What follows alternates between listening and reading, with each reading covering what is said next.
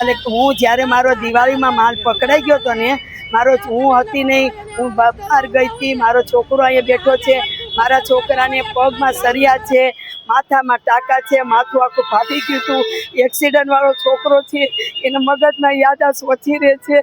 તો એનો માલ અમારો ભટ્ટ સાહેબ અહીંયા તોડીને લઈ ગયા હતા. મને કે મમ્મી માલ લઈ ગયા.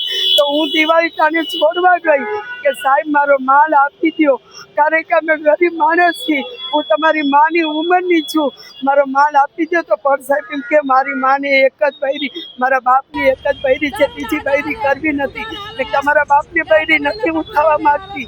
અમે રોડ પર એટલા વર્ષ 35 વર્ષ બેહીએ છીએ તો કોઈ અમારી સામે નજરથી નથી જોયું. મારી જવાનીથી ઘર પણ અહીંયા ગયું છે, અમે એવા ધંધા કરવાવાળા નથી.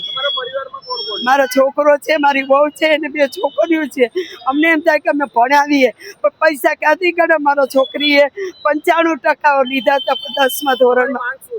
બસ અમને એમ છે, બસ અહીં અમને બરોડા નાખે, થોડી જગ્યા આપો. હું એ જ માગું છું ભટ્ટ સાહેબને, હું એટલું કહું છું, પાછળ નહીં દોડો.